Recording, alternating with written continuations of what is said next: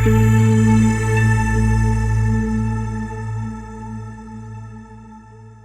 Investor's Lens, a podcast series by UTI Mutual Fund.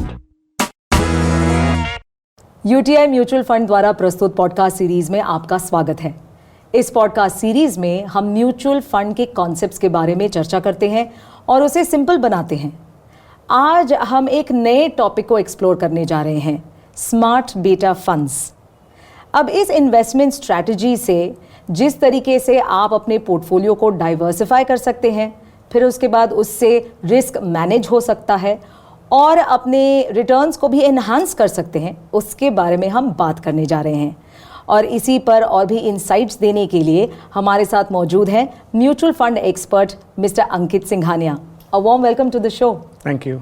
तो सबसे पहला सवाल अंकित जी, ये स्मार्ट बीटा फंड है क्या? स्मार्ट बीटा इंडेक्स फंड्स एक ऐसे इन्वेस्टमेंट ऑप्शन है जो कि ये एक फंड स्ट्रैटेजी है जहां स्टॉक्स का सिलेक्शन उनके मार्केट कैपिटलाइजेशन के बजाय उनके एट्रीब्यूट्स पे होता है ना। ये प्राइस मूवमेंट बिहेवियर भी हो सकता है या एक फंडामेंटल एट्रीब्यूट भी हो सकता है। Right. इसके बेसिस पे स्टॉक्स का सिलेक्शन होता है और एक इंडेक्स क्रिएट किया जाता है और ये जो स्मार्ट बीटा इंडेक्स फंड है उन सारे इंडाइसेस को रेप्लिकेट करते हैं। ये स्मार्ट बीटा इंडेक्स फंड से हमारा एक्सपेक्टेशन होता है कि ये ब्रॉड मार्केट और पेरेंट इंडेक्स को आउट परफॉर्म करने की कोशिश करे। अच्छा, तो फिर ये smart beta fund traditional index fund से कितना अलग है? अगर हम बात करें ट्रेडिशनल इंडेक्स फंड्स की, जैसे ट्रेडिशनल इंडेक्स मतलब निफ्टी 50 या निफ्टी 100 या निफ्टी 500, इन सब में स्टॉक्स का जो सिलेक्शन होता है वो उनके मार्केट कैप के बेसिस पे होता है जी।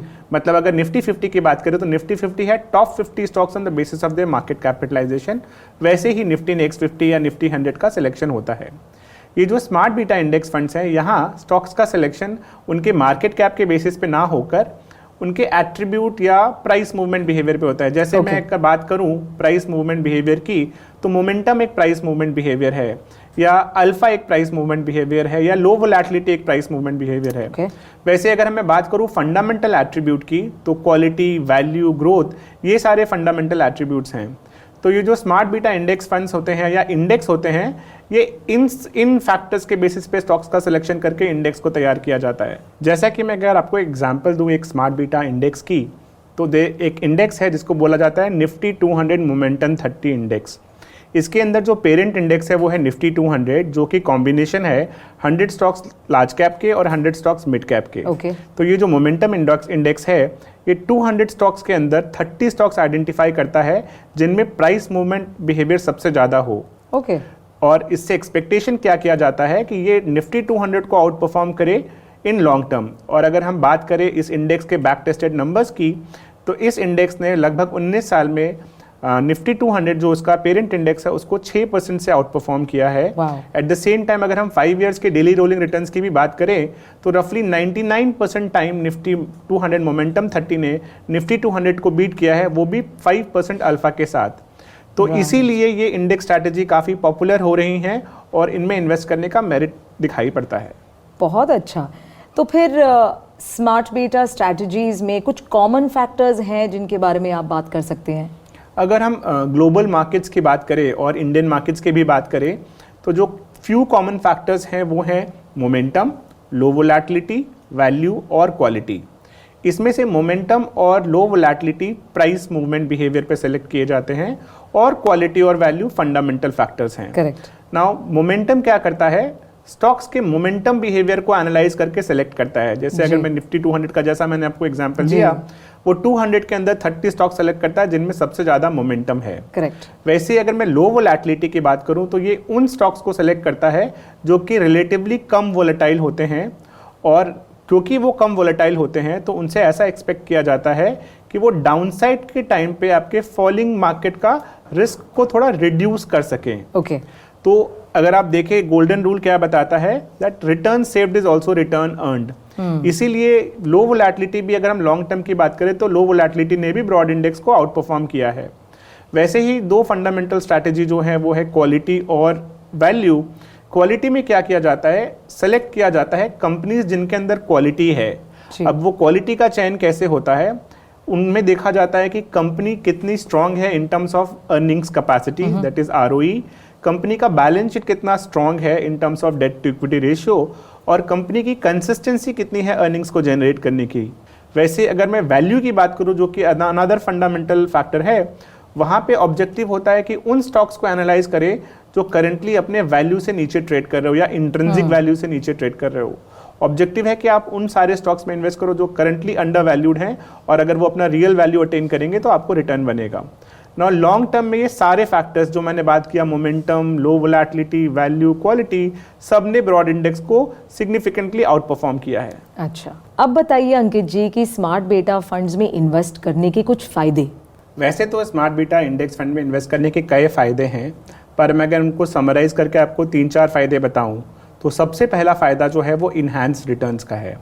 जैसा कि मैंने अभी डिस्कशन में बताया कि ये सारे स्मार्ट बीटा फंड से एक्सपेक्टेशन किया जाता है कि वो ब्रॉड मार्केट को आउट परफॉर्म करे जी। तो जब आप स्मार्ट बीटा इंडेक्स फंड में इन्वेस्ट करते हो तो आप अपने रिटर्न को इन्हांस करने की कोशिश करते हो। जो दूसरा बड़ा फ़ायदा है स्मार्ट बीटा इंडेक्स फंड में इन्वेस्ट करने का, वो है डाइवर्सिफिकेशन। जब मैं डाइवर्सिफिकेशन के बारे में बात कर रहा हूँ तो क्या होता है, ये स्मार्ट बीटा फंड्स फैक्टर्स के बेसिस पे सेलेक्ट किए हुए स्टॉक्स होते हैं। तो जब आप इनमें इन्वेस्ट करते हो आपका ओवरऑल पोर्टफोलियो डाइवर्सिफाई होता है। तीसरी चीज़ इसमें अगर हम देखें जाके तो क्या होता है कि स्मार्ट बीटा इंडेक्स फंड में बहुत सारे फैक्टर्स हैं। कहीं आपने मोमेंटम पे फोकस किया, कहीं आपने लो वोलेटिलिटी पे फोकस किया, तो आपको एक फैक्टर डाइवर्सिफिकेशन भी मिलता है और इससे आपका बेटर रिस्क मैनेजमेंट भी किया जा सकता है। तो स्मार्ट बीटा फंड में आप diversification, enhance return as well as risk management तीनों के फायदे ले सकते हो। फायदे तो काफी सारे हैं, पर अब स्मार्ट बीटा फंड्स के रिस्क के बारे में बताइए। ये जो है स्मार्ट बीटा इंडेक्स फंड सब ये इक्विटी का पार्ट है। तो सबसे पहला रिस्क है इसमें इक्विटी का रिस्क, क्योंकि mutual fund investments are subject to market risk, जो सबसे बड़ा रिस्क है। दूसरा जो रिस्क इसमें आता है वो आता है फैक्टर रिस्क। मान लीजिए किसी एक पर्टिकुलर फैक्टर में आपने इन्वेस्ट किया, मोमेंटम में या लो वोलेटिलिटी में, वो फैक्टर किसी पर्टिकुलर मार्केट कंडीशन में नहीं चलेगा तो आपके स्कीम में भी परफॉर्मेंस नहीं आएगा, आपके इंडेक्स फंड में परफॉर्मेंस नहीं आएगा। तो उसमें एक फैक्टर रिस्क भी आता है। जो तीसरा रिस्क है वो है मार्केट मिसअलाइनमेंट। अगर हम बात करें मार्केट मिसअलाइनमेंट की, तो ये सारे फैक्टर्स अपने अपने बिहेवियर पे स्टिक रहते हैं, पर कुछ कंडीशंस में, कुछ मार्केट डायनेमिक्स में ये फैक्टर्स अपने मार्केट डायनेमिक्स के हिसाब से बिहेव नहीं भी करते हैं। अच्छा, जैसे मैं आपको कोई एग्जांपल दूं, लो वोलेटिलिटी स्टॉक्स या लो वोलेटिलिटी इंडेक्स से हम एक्सपेक्ट करते हैं कि वो फॉलिंग मार्केट में आपके रिस्क को, आपके फॉल को कंट्रोल करने की कोशिश करे। बट कभी कभी हमने देखा है कि फॉलिंग मार्केट्स में लो वोलेटिलिटी ज़्यादा गिर जाता है, बिकॉज उस समय वैल्यूएशन या और कोई फैक्टर मार्केट फैक्टर इन करता है। बिल्कुल।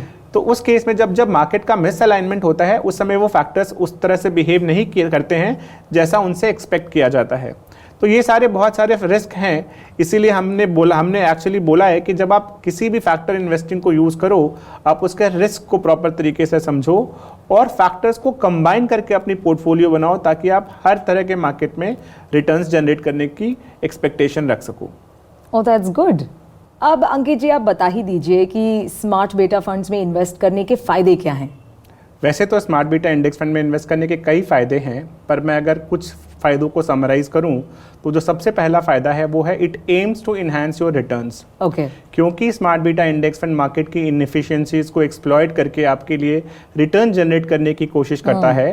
तो अगर आप स्मार्ट बीटा इंडेक्स फंड में इन्वेस्ट करते हो तो आपका रिटर्न इन्हांस हो सकता है।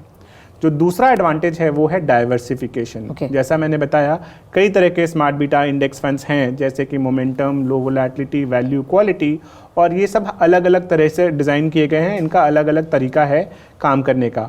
तो जब आप इनमें इन्वेस्ट करते हो या इनके कॉम्बिनेशन में इन्वेस्ट करते हो तो आपका ओवरऑल पोर्टफोलियो भी डाइवर्सिफाई होता है जी। अगर मैं तीसरी बात करूँ, तीसरा जो इसका एडवांटेज है वो ये है कि आपको फैक्टर डाइवर्सिफिकेशन भी मिलता है। फैक्टर डाइवर्सिफिकेशन मतलब जैसे मोमेंटम है जो कि बाजार के मोमेंटम को कैप्चर करता है, लो वोलेटिलिटी आपके वोलेटिलिटी या रिस्क को कम करने की कोशिश करता है। तो अगर आप कॉम्बिनेशन में आते हो तो आपको मोमेंटम, लो वोलेटिलिटी मतलब रिटर्न और रिस्क दोनों का फायदा मिल सकता है। तो ये कुछ एक फायदे हैं जो कि स्मार्ट बीटा को बहुत ही पॉपुलर बनाते हैं। तो अंकित जी, स्मार्ट बीटा फंड्स पॉपुलर हैं, ये तो आपने साबित कर दिया, पर स्मार्ट बीटा फंड्स में रिस्क और डिसएडवांटेजेस भी हैं, उसके बारे में प्लीज बताइए। स्मार्ट बीटा इंडेक्स फंड भी इक्विटी इंडेक्स का ही पार्ट है, जहां इक्विटी में ही आप इन्वेस्ट करते हैं जी। तो जो सबसे पहला रिस्क है वो इक्विटी का रिस्क है। अगर हम दूसरी बात करें तो वहाँ पे क्या है, आपको एक फैक्टर रिस्क भी आता है, क्योंकि हर फैक्टर अलग अलग मार्केट्स में बिहेव करता है, अलग अलग मार्केट में परफॉर्म करता है, अलग मार्केट में अंडर परफॉर्म करता है। तो डिपेंडिंग ऑन मार्केट डायनेमिक्स, अगर आपने किसी एक पर्टिकुलर फैक्टर में इन्वेस्ट किया है और वो फैक्टर अगर परफॉर्म ना करे तो आपको वहाँ पे फैक्टर रिस्क भी रहेगा। दूसरा, अगर मैं डिसएडवांटेज के बारे में बात करूं तो डिसएडवांटेज क्या है कि स्मार्ट बीटा फंड थोड़े कॉम्प्लेक्स होते हैं। अच्छा। ये इतने इजी नहीं है अंडरस्टैंड करने के लिए, बिकॉज इंडेक्स का कंस्ट्रक्शन काफ़ी टेक्निकल है। तो हम ये हमेशा बताते हैं इन्वेस्टर्स को कि जब आप कोई स्मार्ट बीटा फंड चूज करते हैं तो आप उसका इंडेक्स कंस्ट्रक्शन समझिए, उसका डायनेमिक्स समझिए, ताकि आपको ये हेल्प करेगा बेटर डिसीजन मेकिंग में। जो तीसरा डिसएडवांटेज या चैलेंज मैं बोलूँ स्मार्ट बीटा फंड्स का, ये है कि ये ट्रेडिशनल इंडेक्स फंड से थोड़े एक्सपेंसिव हैं। हाँ। जहाँ traditional index fund like Nifty next 50 का टीआर या एक्सपेंस रेशियो थोड़ा कम होता है, यहाँ थोड़ा ज़्यादा होता है। और अगर मैं बात करूँ ये रिस्क की, तो यहाँ पे एक और रिस्क मैं एक्चुअली हाईलाइट करना चाहूँगा, वो है मार्केट डिसअलाइनमेंट या मिसअलाइनमेंट रिस्क। अच्छा। नाउ ये होता है कि आपने पर्टिकुलर किसी फैक्टर को चूज किया on the basis of certain attribute या बिहेवियर, बट किसी एक पर्टिकुलर मार्केट में वो बिहेवियर काम नहीं भी कर सकता है। जैसे कि मैं बात करूं लो वोलेटिलिटी में, लो वोलेटिलिटी का ऑब्जेक्टिव होता है टू आइडेंटिफाई स्टॉक्स जो कि कम वोलेटाइल हो, और उनसे एक्सपेक्टेशन भी यही होती है कि वो फॉलिंग मार्केट में थोड़ा कम गिरे या थोड़ा डाउनसाइड को आपको रिड्यूस करने की कोशिश करे।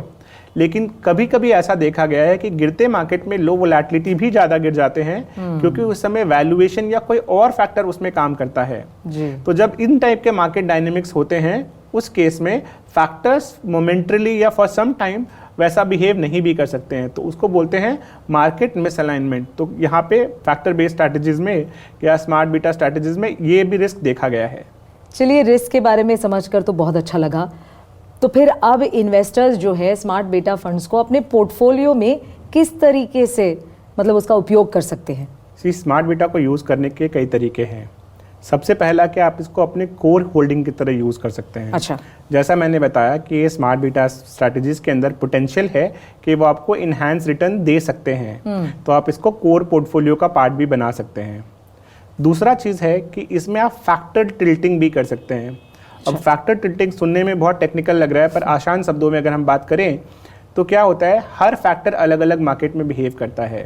और ये जो फंडामेंटल फैक्टर है लाइक क्वालिटी और वैल्यू, ये आपस में एक दूसरे को आउटबीट करते हैं। तो डिपेंडिंग ऑन मार्केट डायनेमिक्स ये फैक्टर्स को आप यूज़ कर सकते हैं। जब वैल्यू चल रहा है तो आप वैल्यू फैक्टर में इन्वेस्ट कर सकते हैं, या जब क्वालिटी चल रहा है तो आप क्वालिटी फैक्टर में इन्वेस्ट कर सकते हैं।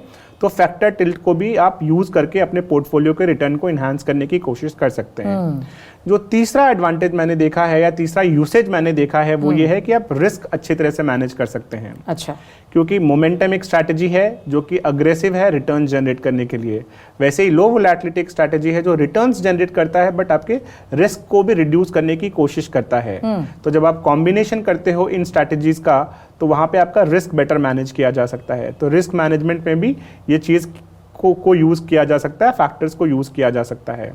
और जो फोर्थ है वो है टैक्टिकल एलोकेशन। ओके।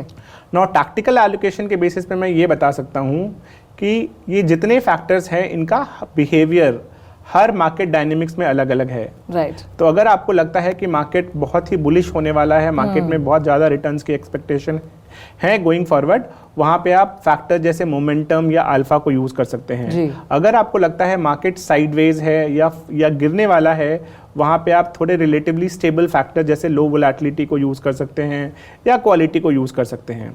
इसीलिए अगर आप देखें इन सारे फैक्टर्स को यूज़ करके आप टैक्टिकल एलोकेशन करके अपने पोर्टफोलियो के रिटर्न्स को बढ़ाने की कोशिश कर सकते हैं।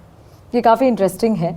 तो फिर एक इन्वेस्टर होने के नाते या अपने इन्वेस्टर्स को जब इन्वेस्ट करना हो स्मार्ट बीटा फंड्स में, तो किन चीज़ों के बारे में ध्यान देना चाहिए? देखिए, अगर हम देखें तो जो इन्वेस्टर बिहेवियर है वो सबसे पहला ये चीज़ देखता है कि उसके अंदर से रिटर्न कितना मिलेगा। नाउ जो रिटर्न वो देखते हैं वो पास्ट रिटर्न है। मैं ये समझता हूँ वो पास्ट रिटर्न है, and past return is no guarantee of future return, but ये आपको एक तरह का ट्रेंड दे सकता है कि आप किस टाइप का रिटर्न इससे एक्सपेक्ट कर सकते हो और इस पर्टिकुलर स्ट्रैटेजी का बिहेवियर कैसा है। करेक्ट। तो जब भी कोई इन्वेस्टर किसी एक पर्टिकुलर फैक्टर को यूज़ करना चाहते हैं तो उनको उस पर्टिकुलर फैक्टर का पास्ट परफॉर्मेंस का ट्रेंड देखना चाहिए, सबसे पहला चीज़। दूसरी चीज़ अगर हम बात करें तो उनको कॉस्ट बेनिफिट एनालिसिस भी देखना चाहिए कि पर्टिकुलरली अगर आप किसी फैक्टर में इन्वेस्ट कर रहे हो, आपका क्या कॉस्ट लग रहा है और आपने क्या बेनिफिट एक्सपेक्ट किया है। अगर कॉस्ट बेनिफिट रेशियो में अगर आपके वो बैठता है तो आप इन्वेस्ट कीजिए।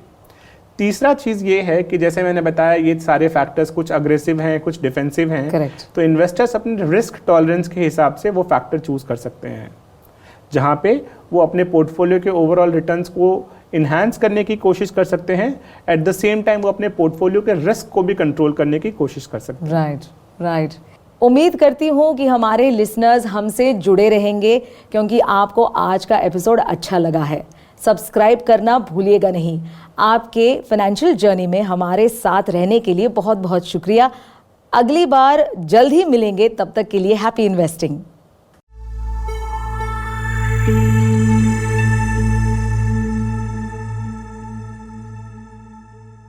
म्यूचुअल फंड निवेश बाजार के जोखिमों के अधीन है। योजना से जुड़े सभी दस्तावेजों को ध्यान से पढ़ें। To know about the KYC documentary requirements and procedure for change of address, phone number, bank details, etc., please visit www.utimf.com/service-request/KYC. Please deal with only registered mutual funds, details of which can be verified on the SEBI website under intermediaries/market infrastructure institutions. All complaints regarding UTI Mutual Fund can be directed towards service@uti.co.in and or visit scores.sebi.gov.in.